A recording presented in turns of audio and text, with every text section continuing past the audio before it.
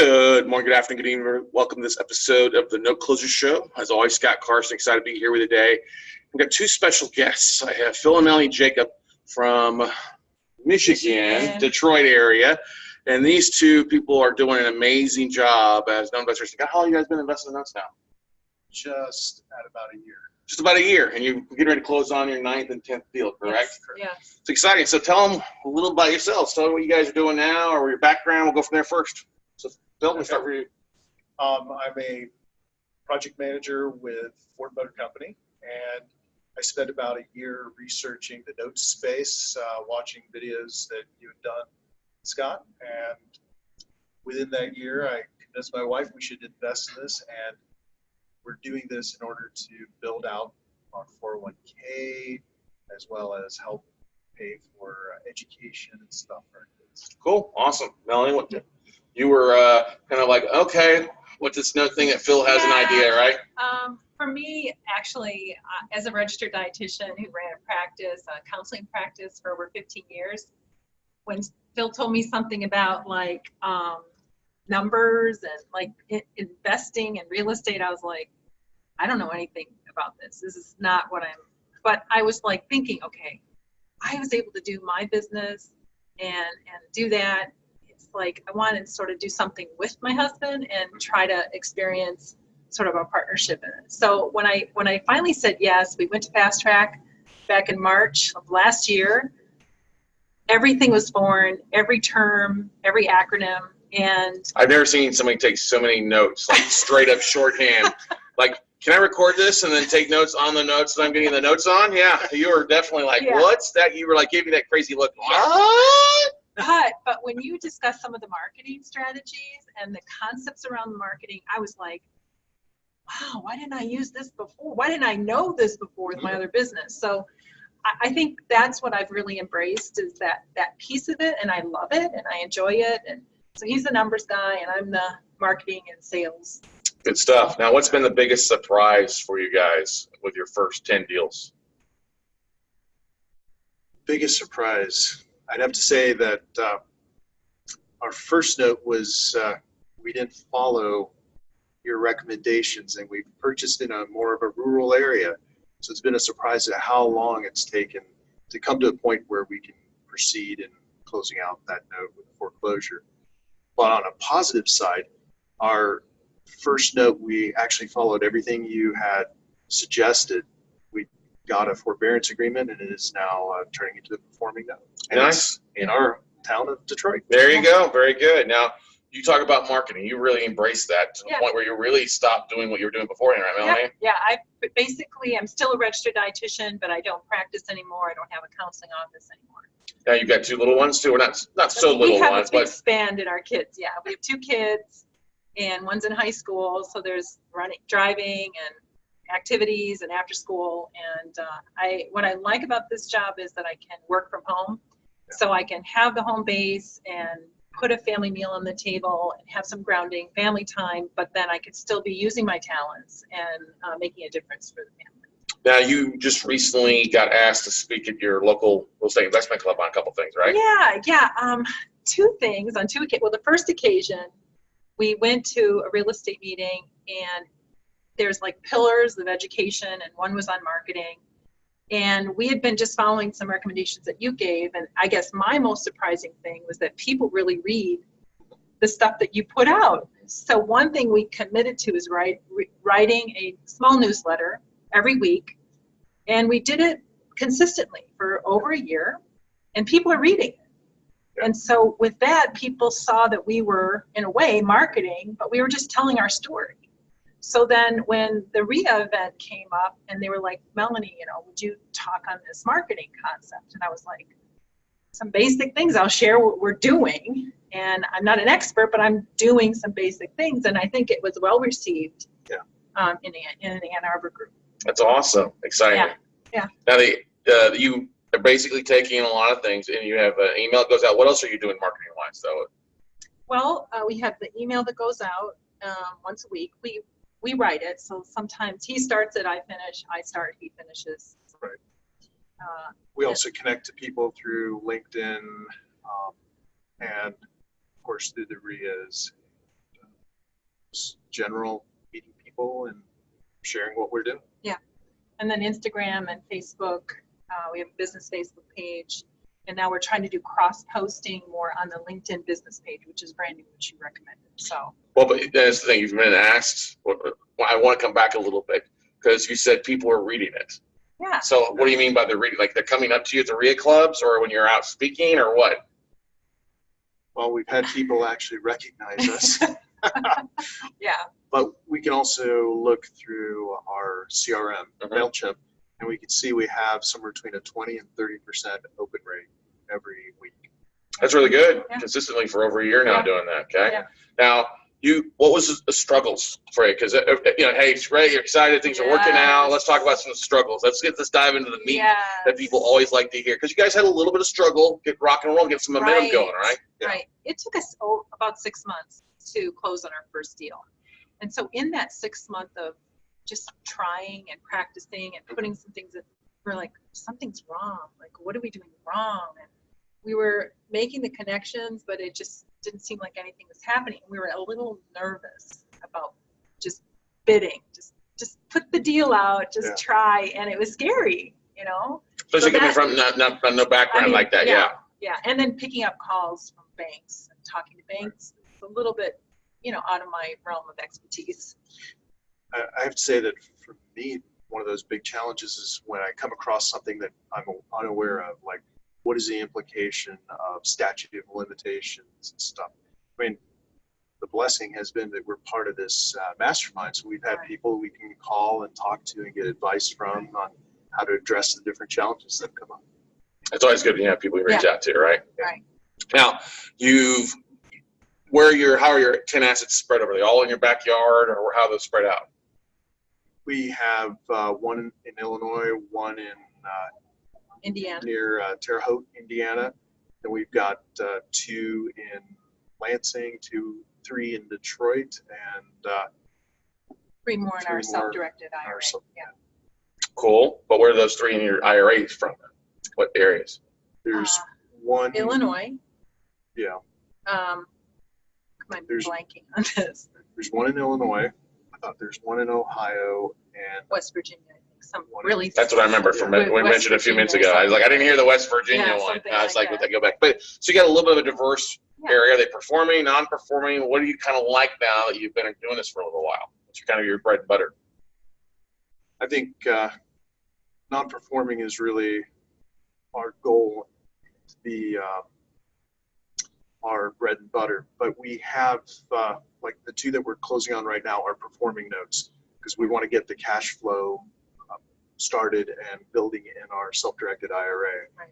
So we're trying to have a kind of a balanced portfolio, maybe 70% non-performing, 30% performing notes. Okay.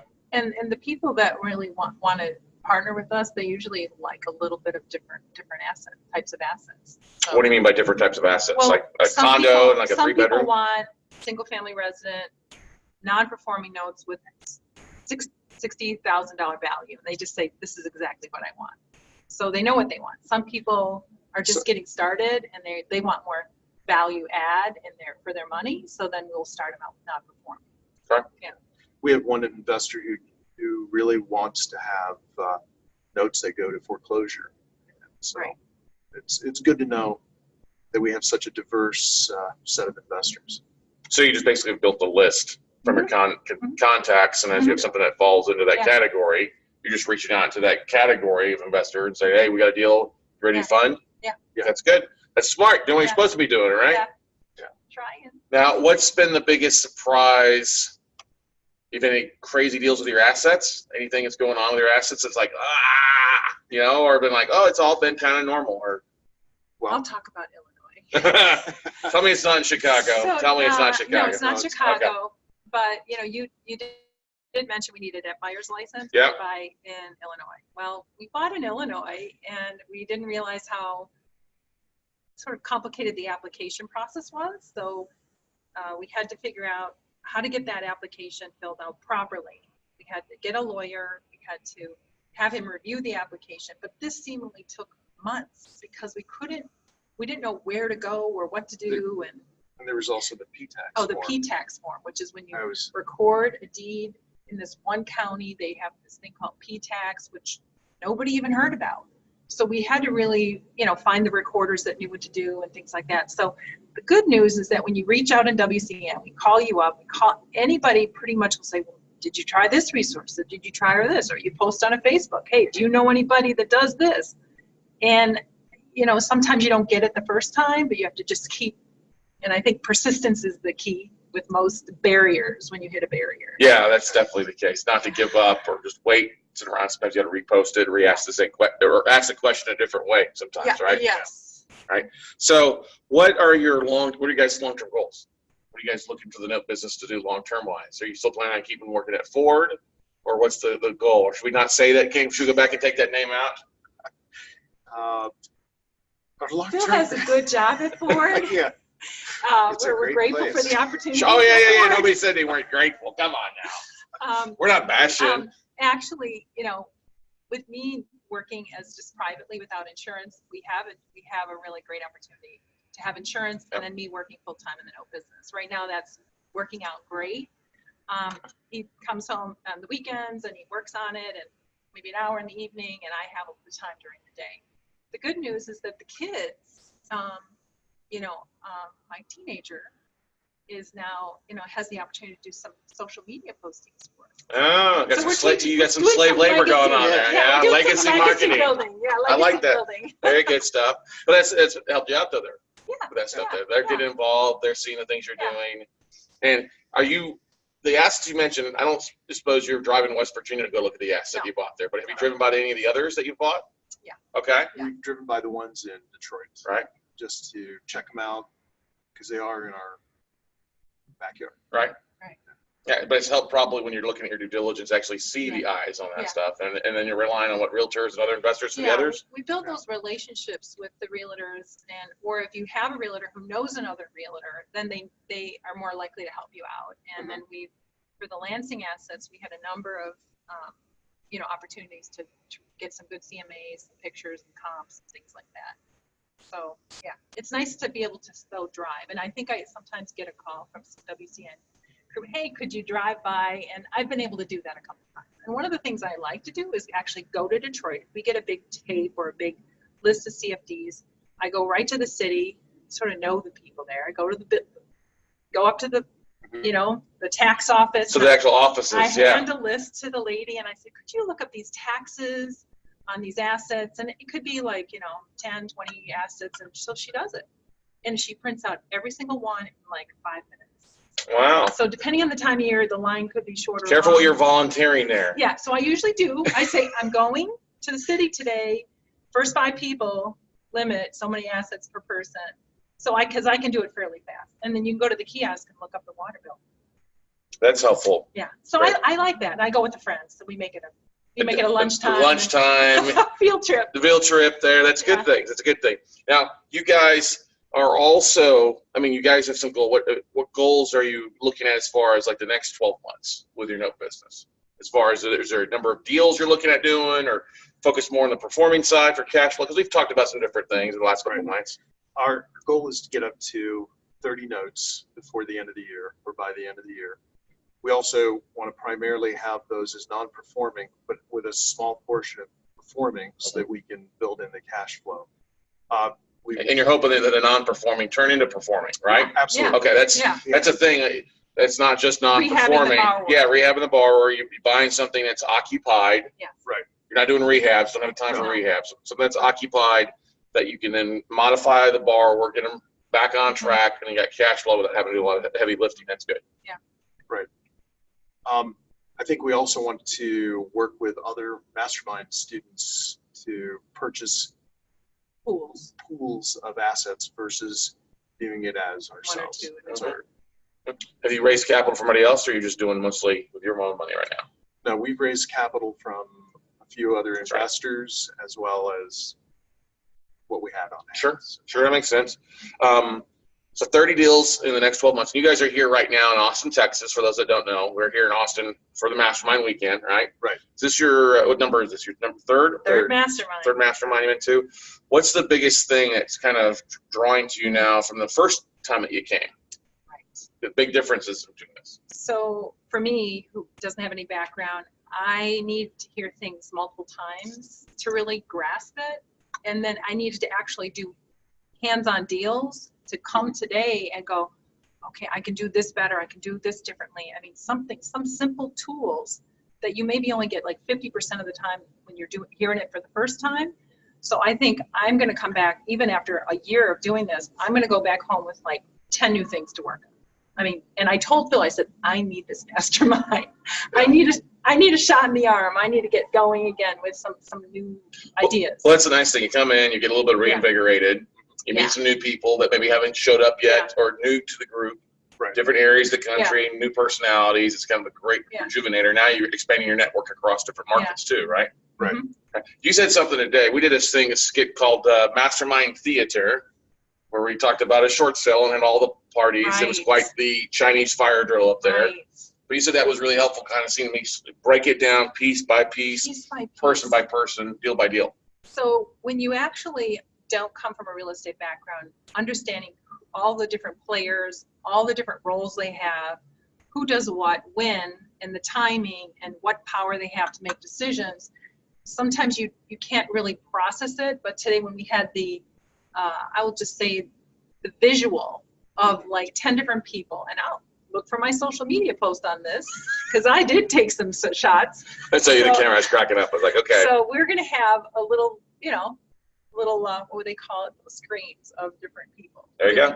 Playing different roles, from the investor to the note, to the house, to the realtors, to the investor, to the short sale department, all that good stuff. Yeah. It helped me understand it, and I still want to go back and watch it again, and then I'll remember it even better. So what's been the biggest thing that's changed for you the last 3 masterminds?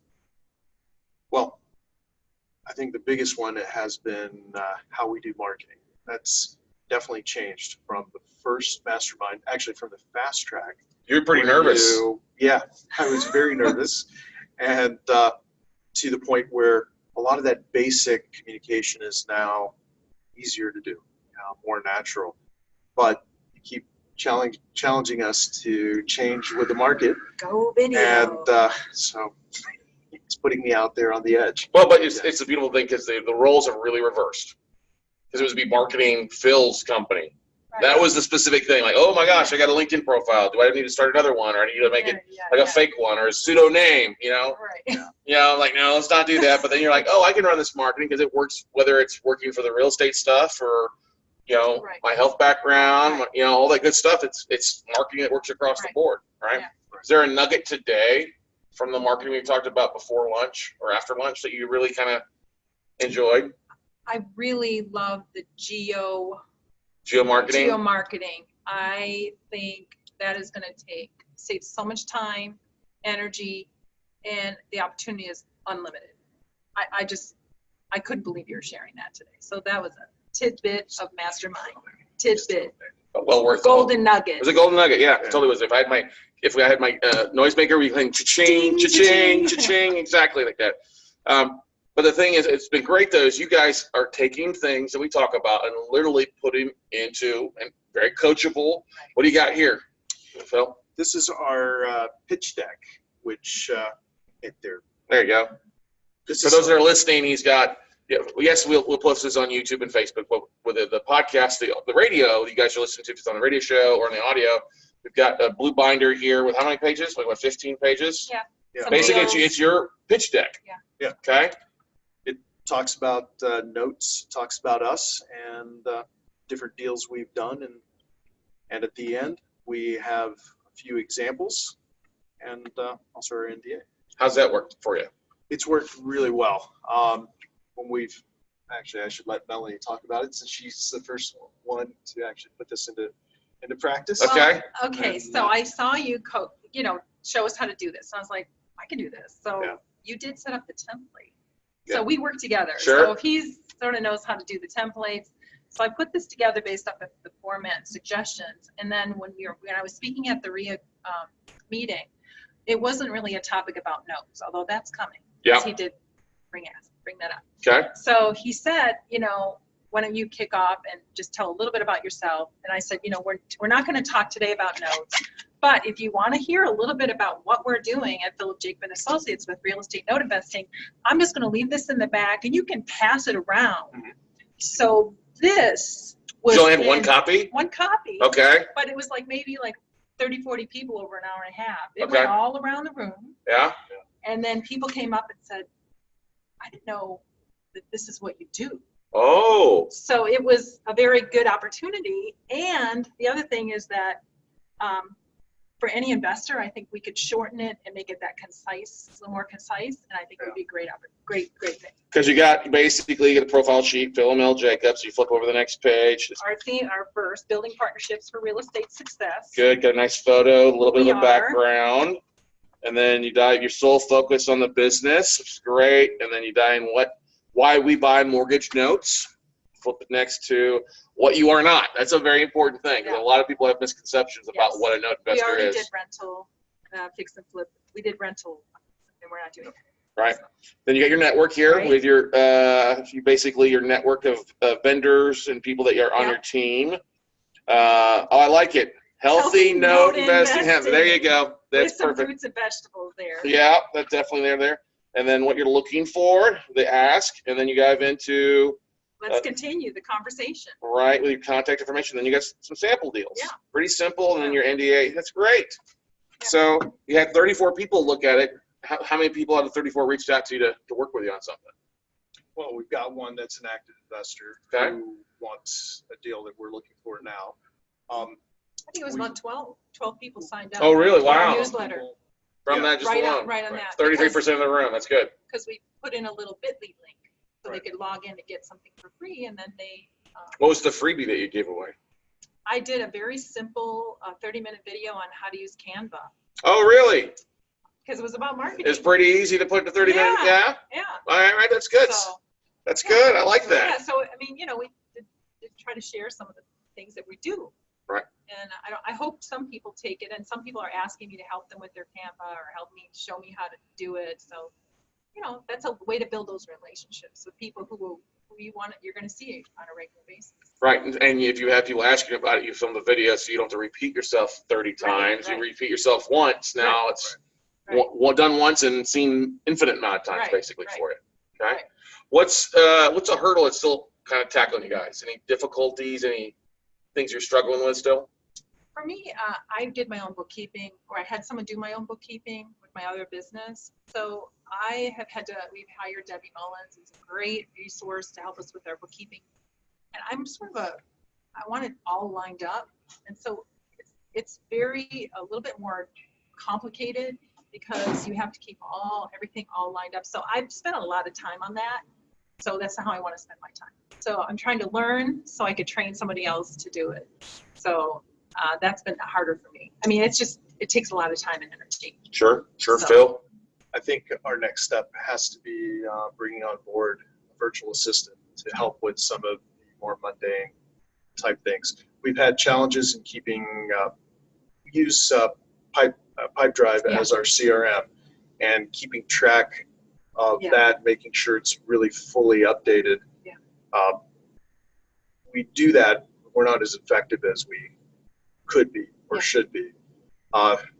Delegating We find that we more. fall back on writing stuff on an actual calendar on the wall versus Yeah. just doing everything only. At least it's getting written down though. It's getting written down. Yeah. So if I have my calendar and my whiteboard, and then we connect, usually we have a Saturday morning, kind of, this is what we're going to do Yeah. this week.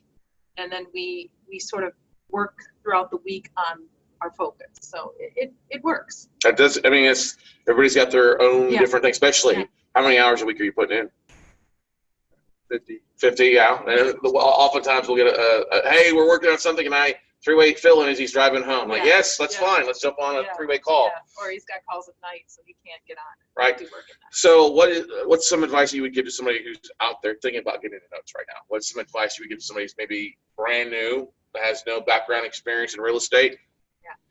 I think part of it is Scott, you have tons of initially free videos that you could learn basic things to get started. The fast track, I think, is absolutely essential to get into like a sort of an intensive. And then actually maybe working with a partner. I mean, we have a partnership because we're married. I mean, we work together. We're opposites. We sort of complement each other. I think if you're a single person trying to do this without real estate background, I would highly recommend you find an accountability partner or someone you could just check in with every week, or split the duties or something, so you can build that momentum. And maybe you each have your own business, but you're working together, and then don't be afraid to ask advice. And this is something Scott says a lot, just do something. And the reality is that is true. If you try something, you'll learn from it, and you keep on improving and get to where you need to be. But if you don't take that first step, if you're trying to be perfect, it won't work. And that was something that you guys struggled with a little bit, for trying to be perfect before you took the step, right? We didn't even have a website when we started, and that was okay, because we had a little hiccup in the beginning with it, and so we hired someone different. But we just started the newsletter. We started doing, even though we didn't have a website, we were like, well, when we get the website, we're going to put that link right here. So I think don't be afraid to get everything perfect before you start too, because it'll come together as you're doing it. And one thing we do is we share a little bit about us as we go. And we've just changed our new newsletter format based off of some of the feedback, and that we just try to share a little bit about as we go, and then value add, like what is a no? Why do banks sell no's? And just simple concepts that just answer some questions. Because people don't know about it, they don't know about it, and then you're talking like a different language for them. And you guys actually, you lived overseas for a while too, right? Right. Where'd you guys live? China? Chongqing, China. Chongqing, China, right? Yeah. And you mentioned you had some conversations with them for the fast track, how different it was and some of the things. Yeah. Lived over there for how long? For almost 18 months. Yeah. And it was like a whole different world. Well, it wasn't. It was a different world. world. I actually loved it. I loved it because I was working so much as a counselor, counseling very medically compromised patients with anorexia. I found myself drained by the end of the day, and then coming home to my family and not really being able to give to my kids. And so when I went to China, I had to stop everything. And I was like sort of mourning and grieving like my identity. But then after about 3 to 4 months, I just sort of came out of this fog, and I was like, wow, how did I do that? Why? I mean, I'm still a big advocate, but China allowed me to sort of stop and sort of reframe and refocus, and not to mention the good food in Asia, not necessarily China, but we like Chinese food, but Thailand and Malaysia and all these other places, India, we got to travel to, but also that we really were able to spend more quality time as a family, and that became a priority. That's important. When I returned. Yeah, and it's allowed you guys to have that connection as you're doing this too. Yeah. Give you a little flexibility on the front end, right? Yeah. Right. Cool. Yeah. Good stuff. Good stuff. What's the best way for people to reach out to you? Email? Yeah. What's the best email? Is it the noteworthydeal@gmail.com? Noteworthydeal, not plural. Deal. DEAL, yeah. Noteworthydeal @gmail.com. Cool. And I have a cell phone. If you want to reach me, or just our landline, you can look it up on the website at jacobassociates.com. Jacobsassociates.com. Jacob, yes. No S. I thought you said S in there. Jacobassociates.com. JACOB Associates.com. Okay, yes. You can follow us on Instagram. You can look up on our Facebook page, Philip Jacob and Associates, or Twitter. Well, I'll tell you this, guys. I'm very proud of you. Closing 10 deals in your first 12 months. Great start, especially a busy schedule. Yeah. You had some learning curves, but hey, would you recommend this is a great way to be invested in real estate? Absolutely. Cool. Well, look forward to a lot of good stuff from you over the next second year as well. Yeah. Thank you, Scott. You've been a great teacher, mentor, and inspiration for so many. Well, it's good because you guys are taking action. That's always the big thing. It's not me. Give you the tools. Those that want to succeed will go out and use the tools to do it. But you've done an amazing job. Very proud. Everybody's proud seeing the growth of you guys. So go on, keep killing it, all right? Okay. All right. Awesome. All right, guys, that's going to wrap it up for this episode of the Note Closer Show. Like I said, check them out. JacobAssociates.com. It's plural. Not plural. JacobAssociates.com. Check them out there, and you'll see a lot of great things from Philip and Melanie Jacobs out of Michigan. We'll see you off the top, everybody. Bye. Thanks.